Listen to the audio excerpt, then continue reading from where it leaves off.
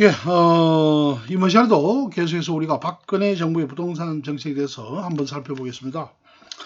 자, 그래서 이 부동산 가격 상승과 하락의 영향에 대해서 먼저 부동산 가격 상승은 어떤 효과를 가져오느냐? 긍정적인 효과로는 우리가 통상 가계 소비와 기업 투자가 증가된다는 것이죠. 자, 그래서 가계 자산의 증가는 결국은 소비 증가로 이어질 수가 있죠. 자, 그리고 기업의 시장 가치 증가인데요.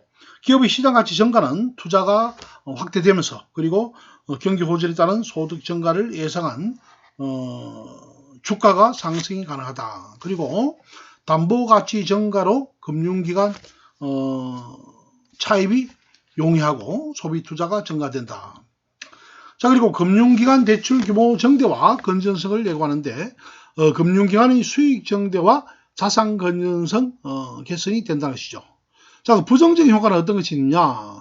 부정적 효과는 경상수지가 적자가 확대되면서 자산 가격이 상승하면서 생산 비용이 상승되고 그리고 소비가 증가된다는 것이죠. 자, 그리고 인플레이션 가능성인데 인플레이션 가능성은 통화 당국이 조정을 위해 금리를 올리면 원화 가치가 상승되면서 수입제 중심으로 소비 및 투자가 증가되면서 경상수지 적자 폭이 확대 가능성이 있다는 것이죠.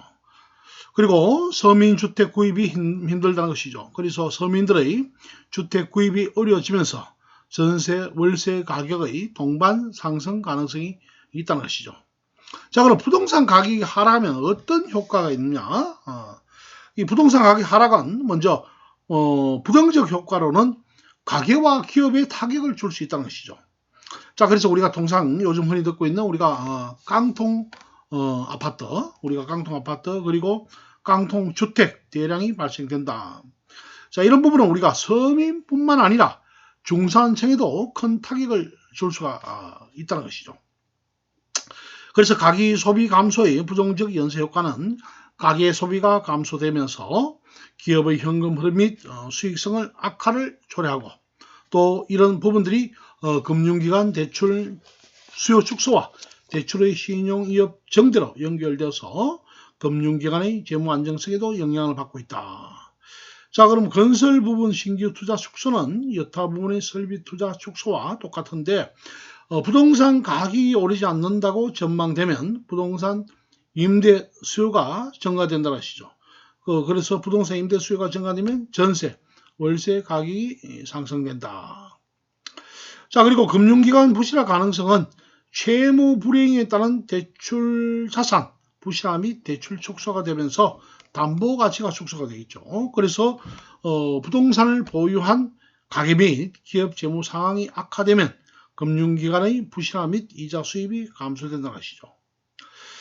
자, 그리고 2015년도에 우리가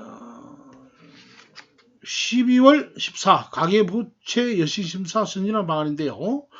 시행 시기는 2016년 2월 1일 수도권이죠. 그리고 지방은 2016년 5월 2일 날 시행됐는데 분할 상환 대출 정착인데 현행의 일시 상환을 거치식 3년에서 5년입니다. 거치식 위주 대출에서 원칙적으로 비거치식 분할 상환 위주 대출로 전환된다는 것이죠.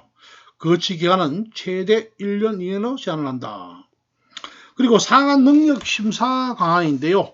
지금까지는 정민소득, 이 정민소득은 우리가 통상 원천징수 영수를 해서 소득금액 증명원, 이런 정민소득, 그리고 인정소득은 우리가 국민연금, 그리고 건강보험료 납부 실적, 이런 신고소득 등으로 소득심사를 받을 수 있지만 앞으로는 우선적으로 객관성 있는 정빙소득을 우선으로 한다는 것이죠. 그래서 불가피하게 정빙소득 자료가 없는 경우에는 인정소득이나 신고소득 자료를 활용한다. 자, 스트레스 DTI입니다. 이 스트레스 DTI는 변동금리 주택담보대출의 경우에는 추후 금리 상승에 대비한 스트레스 금리, 이 스트레스 금리는 통상 상승 가능 금리를 적용해서 DTI를 산정한다는 것이죠. 자, 그럼 스트레스 DTI가 80%를 초과하면 고정금리로 대출을 받거나 대출 한도를 80% 이하로 줄여야 한다는 것이죠. 대출이 한다는 것이다. 그리고 DSR은 총부채 상환 능력 도입인데요. DSR은 현재 주택담보대출 심사 시에 상환 능력은 신청한 주택담보대출 금액과 가계대출의 이자 상환액을 합산해서 계산하지만은 앞으로는 기타 부채 원리금 상환액을 합산해서 한다는 것이죠. 그리고 기타 부채에는 자동차 할부금을 포함해서 금융권 대출이 모두 포함된다는 것이죠. 단 이는 대출 심사 시에 거절할 수 있는 사인을 아니며 대출 이후에 사후관리용으로만 사용된다는 부분입니다. 자, 그리고 취약계층 가계 부채 풍선 효과인데요. 이 부분은 여신심사 선진화 방안 가이드라인이 2016년 실행됨에 따라서 은행의 주택담보대출 증가세는 둔화되었고, 그리고 안심전환대출 시행 등으로 은행 주택담보대출의 질 역시 개선되었다는 것이죠. 자, 은행 주택담보대출의 질은 고정금리 및 원금 분할 상환 대출 비중이 증가되었다. 반면 우리가 통상 소득 및 담보 측면에서 신용도가 낮은 우리가 취약계층은 은행 대출이 오히려 어려워져서 대출 규제 적용 대상에서 제외된 비은행권 대출, 그리고 신용대출, 그리고 뒷단 대출 등 금리 수준이 높고 변동금리 대출을 늘리게 될 가능성도 높아졌다는 것이죠. 그래서 이런 부분이 우리가 풍선 효과가 발생되었다. 이 풍선 효과 발생은 곧 한계 가구 증가의 문제점이 되었다는 것입니다.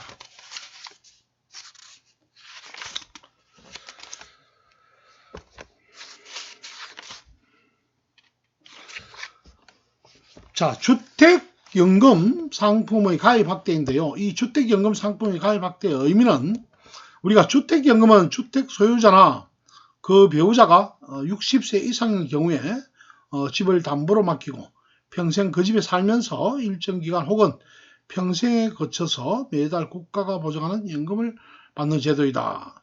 자, 주택연금 상품의 장점은 평생 집에서 편하게 거주하면서 평생 지급을 받고 부부 중 1인 사망 시에도 연금 감액 없이 100% 동일 금액 지급을 보장받을 수 있다는 것이죠. 자, 그리고 이 주택연금 상품은 국가가 보장하면서 연금 지급 중단 위험이 없다. 합리적 상속은 연금 수령액이 집값을 초과해도 상속인에게 청구되지 않으며 집값을 하회 시에 상속인에게 돌아간다는 것이죠. 자, 이런 확대는 주택연금의 가입 확대는 주택연금 가입 문턱을 낮추면서 혜택을 늘린 내집연금 3종 세트인 2016년 상반기에 주택연금 가입자 수가 사상 최대를 기록을 했죠.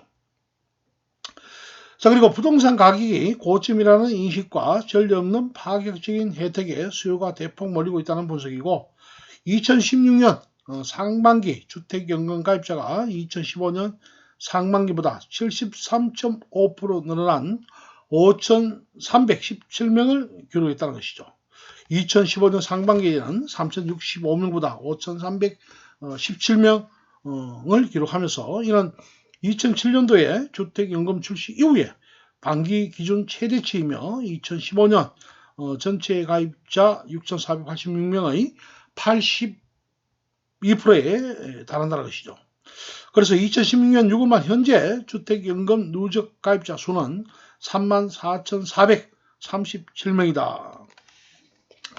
자, 내집연금 3종 세트의 혜택은 주택대출이 있는 60세 이상 노인을 대상으로 빚갚을 돈을 꺼준 뒤에 우리가 남은 주택 가치만큼 매달 연금 형식으로 지급되고 있다.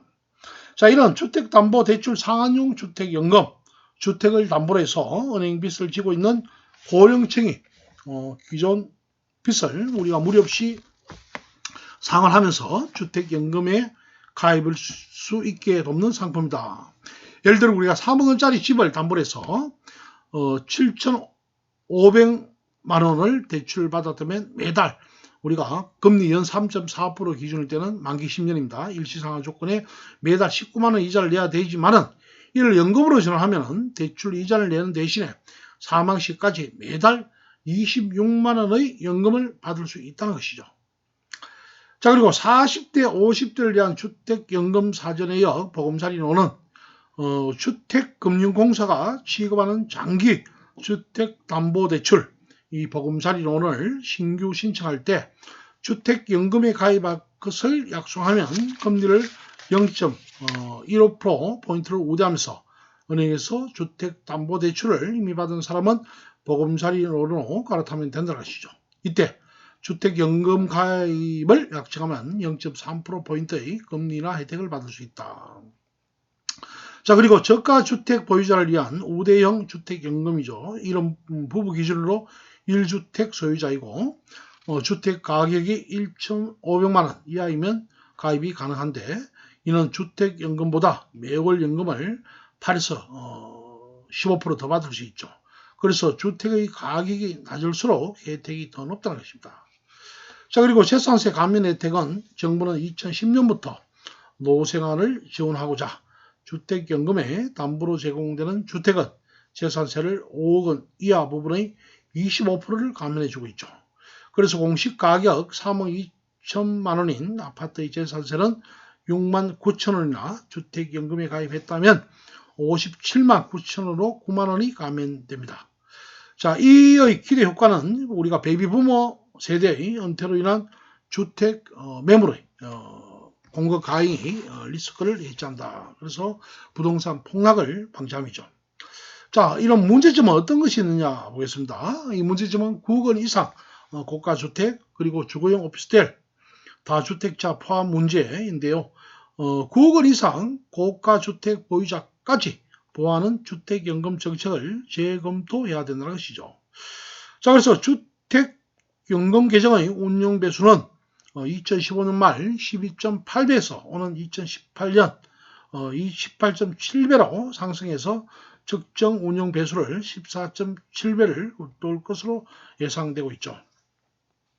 자, 2016년도에 우리가 8월 20일 대책에 가계부채 관리 방안이 있는데 이 금융부문에서 집단 대출을 관리를 강화했는데 먼저 주택금융공사와 그리고 휴거 HUG 중도금 보증을 100%에서 90%로 낮췄고 1인당 보증 건수를 4건에서 2건으로 낮췄다는 것이죠. 그래서 차주 소득 자료를 확보 의무하면서 대출 심사 시에 사업장 현장 조사를 의무화했다. 그리고 잔금 대출 시에 고정금리를 하면서 그리고 분리 상환 전환 시에는 중도 상환 수수료를 면제한다는 것이죠. 자, 그리고 전세 대출 분할 상환 유도는 원금 10%의 분할 상환 약정 시에 전세 보증률을 30% 인하한다. 그리고 신용대출의 심사 강화에서 총체적 상환부담 평가 시스템을 2017년 도입되었다. 부분이고요. 그리고 2016년 11.3 대책에 실수요자 중심의 시장형을 통한 주택시장의 안전적 관리 방안으로 전매 제한 기간을 강화했죠. 기존 6개월에서 가율이 높은 것 강남 내구 포함해서 소유권 이전 등기 전까지 등기 시까지 그 외 지역을 1년 6개월로 강화했다는 것이죠. 그리고 1순위 신청을 강화했는데 세대주 관인자 5년 이내 당첨자 2주택 이상 소유자를 1순위를 제한했다.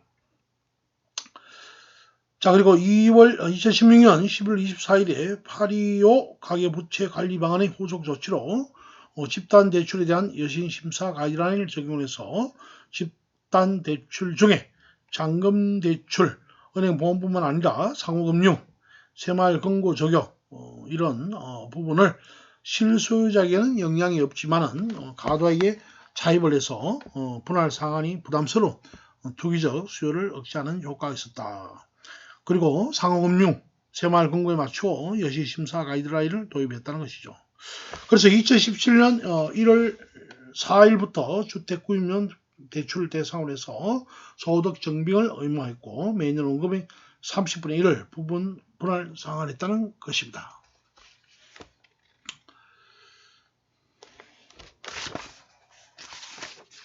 자, 문재인 정부 부동산 정책은 우리가 6.19 대책이 있는데요.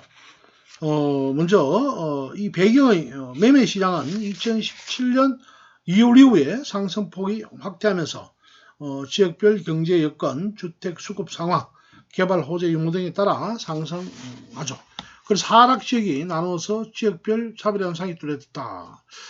자, 주택 수요가 꾸준한 서울, 부산, 세종과 그리고 평창 올림픽이 개최된 이 강원 지역은 상승세이지만 우리가 경북, 충남, 대구, 울산 등은 하락세이죠. 그래서 특히 서울, 부산 등에서 국제적 과열 현상이 정력되었다. 자, 청약시장은 높은 청약 경쟁률이 지속되었죠. 자, 연도별 청약 경쟁률은 2013년도에는 2.6%, 2014년도에는 6.4%, 2015년도에는 11.1%, 2016년도에는 13.5%, 2017년도에는 10.2%, 특히 조정 대상 지역의 청약 경쟁률이 높았다는 것이죠. 자, 그리고 강남 4구에 서울 21개구, 그리고 부산, 세종 등도 높은 수준인데 부산의 청약 경쟁률이 27대 제로로 전국 평균보다 높은 수준을 지속하고 있으면서 세종 청약 경쟁률은 무려 104.8대 1이다 말씀드릴 수가 있고요. 그리고 청약 시장으로 투자 수요가 지속 유입되면서 분양권을 거래하는 전매 거래량은 꾸준히 상승세를 유지하고 있다. 그래서 11.3 대책을 통해서 전매 제한 기간을 강화했음에도 불구하고 2017년 4월 전매 거래량은 2016년과 비슷한 수준을 달리고 있었죠. 자, 그래서 기존 주택 시장 및 청약 시장의 가열로 해서 주택 거래 및 청약 시장에서 불법 행위가 발법됐죠. 이 불법 행위는 분양권 불법 전매, 그리고 청약 통장 불법 거래, 그리고 부동산 거래 가격 허위 신고 등이 있었는데 이런 실수요자의 피해 발생이 우려됐다. 그래서 2016년 6월부터 지속적인 현장 점검을 할 수 있었죠. 자, 시장 상황 평가로는 대내외 경제 여건 개선, 완만한 미국 기준금리 인상 등으로 부동산 심리가 호전되며 투자 목적의 주택 수요가 급격히 증가되었죠. 그리고 2017년 하반기에는 금리 인상이 가능하면서 입주 물량 증가 등 조정 요인에 따라 지역별 차별 현상이 더욱 뚜렷해질 전망이다. 그리고 주택 시장의 변동성 확대는 가계와 경제 전반의 부담으로 작용하며 특히 과도한 차입에 의한 투자 목적의 주택 구매는 금리 변동 등 경제 여건 변화에 대한 취약성을 높이며 실수요자 주택 구매를 저하시키겠다는 것이죠. 자, 이 내용은 우리가 맞춤형 LTV, DTI 강화인데 조정 대상 지역에 대하여 LTV, DTI 규제 비율을 10%씩 강화되었다. 그래서 LTV는 우리가 통상 70%에서 60%, 그리고 DTI는 60%에서 50%로 하향 조정했죠. 자, 서민 실수요자 요건은 통상 부부 합산 소득이 연 6천만 원 이하, 그리고 주택 가격이 5억 원 이하, 그리고 무주택 세대주여야 한다. 그리고 잔금대출 DTI 신규 적용에 조정 대상 지역을 신규 선정했는데 경기 강명, 부산 기장, 부산 진구 37개 지역으로 나눴죠. 그리고 전매 제한 기간을 강화했는데 강남 4구의 21개구 민간 택지 전매 기한을 소유권 이전 등기 시까지로 강화했다. 그리고 재건축 규제를 강화했는데 이 재건축 규제는 재건축 조합은 주택 공급수를 제한했죠. 최대 3주택에서 2주택으로 제한했다. 그래서 주택시장의 질서 확립되면서 관계기관 불법 행위 점검을 무기한 실시하면서 실거래가의 신고에 대한 신고 제도를 활성화했다. 그리고 적극 홍보 시스템을 활용한 불법 행위의 모니터링을 강화했다는 것입니다. 자, 문재인정부 8.12 대책의 배경은 우리가 6.19 대책 이후에도 지속적으로 투기 수요가 유입되면서 주택시장이 가열되어 추가 대책의 필요성이 있었다는 것이죠. 자, 내용은 먼저 청약 1순위 자격 요건을 가했는데 청약 통장 가입 후에 2년 경과 그리고 납입 회수 24 이상이 되어야 1순위 자격 조건이 충족되었다. 그리고 조정 대상 지역, 투기 지역, 투기 가열 지역으로 나누는데 조정 대상 지역은 40개 지역, 서울 25개구, 경기 7개 시, 부산 1개구, 세종이 있었고 투기 가열 지구 29개 지역은 서울 25개구, 경기는 과천, 성남, 분당구 포함입니다. 그리고 세종, 대구는 수성구를 들을 수 있죠. 그리고 투기 지역은 12개 지역, 서울 11개구, 세종. 자, 그리고 기존에 오피스텔 전매도 완화되어서 쉽게 구매가 가능했던 것도 이번에는 오피스텔도 포함했죠. 그리고 전매 제한이 소유권 이전 등기 시까지 강화되어서 오피스텔의 투자 수요가 완화되었다. 그리고 양도세 가산세율 적용은 우리가 2주택자는 약 10%의 양도세율이 추가 적용되면서 3주택자 이상은 약 20%의 양도세율이 추가 적용됐다. 기존은 우리가 양도 차익에 따라서 약 6에서 40%의 기본세율이 적용되었지만 2주택자에겐 10% 추가, 3주택자에겐 최고 20% 이상 추가 가산되어 최고 60%의 양도세를 부과 가능했다.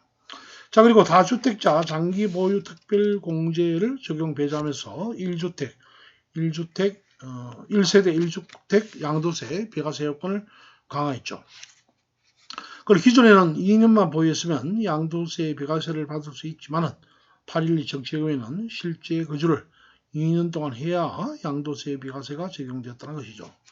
그리고 분양권 전매 시에 양도세율을 50%로 일괄 적용되었다. 분양권 매매에 최소화합니다. 그리고 대출 규제를 LTV, DTI를 40%까지 적용되었다는 것이죠. 그래서 주택을 1가구 1주택 주택을 1가구 이상 보유 중일 경우에는 약 30%로 대출을 규제하면서 무주택자가 임대를 위한 주택을 구매 시는 40% 대출 규제, 실수요자는 50%까지 완화하면서 투기지역 내에선 차주당 한 건으로 대출이 되었지만 세대당 한 건으로 더 강화를 시켰다는 것입니다.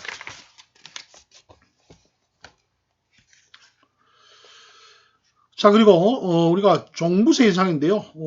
이 종부세는 2018년 7월 6일부터는 정부 서울청사에서 이런 내용의 종합부동산세 개편 방안을 발표했죠. 그리고 2018년 7월 25일 정부는 세제발전심의를 거쳐서 종부세법 개정안을 입법 예고한 뒤에 정기국회에 제출하고 이러면 2019년부터 시행 예정이다.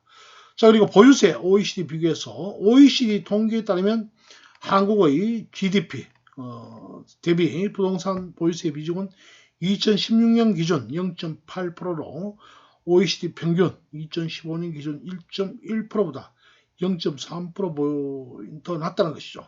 그래서 관련 통계를 발표한 31개국 가운데 16위이다.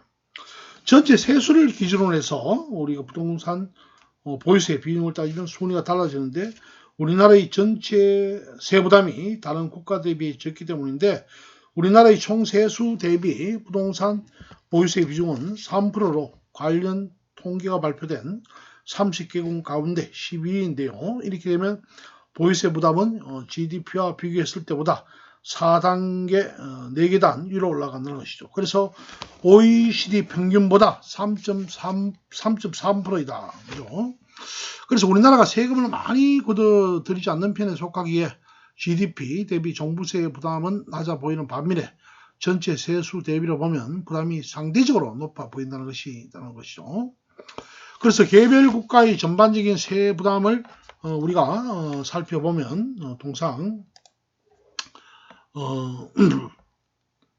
세 부담을 우리가 보면은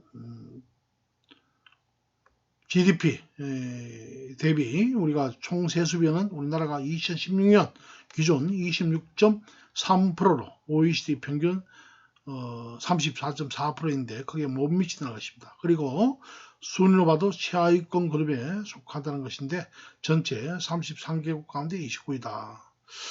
자, 그러면 우리가 종부세 인상 여지는 충분하다는 것이 대다수 전문가의 평가이죠. 그래서 전체 국가 경제 가운데 부동산이 차지하는 비중이 매우 높은 한국의 특성을 고려한다는 논리입니다. 그리고 2017년 발표된 국회 예산 정책처 자료에 따르면 2015년 우리나라의 토지자산 총액은 GDP의 4.2배 달했습니다. 그리고 자료가 존재하는 OECD 13개국 가운데 최고였고 13개국 평균은 우리나라의 절반이 2.3배에 불과했다는 것이죠. 그래서 한국이 전반적인 세부 부담이 낮은 편이라 GDP 대비가 아닌 총 세수 대비로 본다면 보유세 부담이 덜 낮아 보일 수 있지만 우리 국가 경제에서 주택과 토지가 차지하는 비중이 높다는 현실을 감안하면 사실 종부세 부담은 현재 드러난 수치보다 오히려 더욱 낮다고 보는 것이 맞다고 주장하고 있죠. 하지만 종부세를 개편하려면 거래세, 양도세를 포함한 재산과세 체계 전반을 함께 살펴봐야 한다는 지적입니다. 그래서 우리가 OECD 평균보다 비중이 통상 OECD 평균은 1.9%인데 OECD 평균보다 높고 그리고 전체 33개국 가운데 7위입니다. 국제적으로 아주 높은 축에 속하는 거래세와 양도세가 영향을 미친 것으로 풀이되는데 따라서 전문가들은 보유세 부담의 OECD 순위를 종부세 인상의 절대적 근거로 삼기보다는 경기 변동과 조세 정책상 균형을 고려한 것이 필요하다고 조언하고 있습니다. 자, 그래서 보유세를 올리고 거래세를 낮추는 것이 대다수 학자들의 견해. 그죠? 우리가, 근데 보유세율이 낮다고 우리가 보유세액이 적다고 보기는 힘든 우리 현실과 경제 상황에 미치는 효과 등을 종합적으로 고려해 볼 때 소득 대비 가세 비율 조정 등 신중한 접근이 필요하다는 것입니다. 그래서 OECD 평균 달성을 정책적 목표로 삼고 종부세를 인상하는 것은 옳지 않다는 것이죠.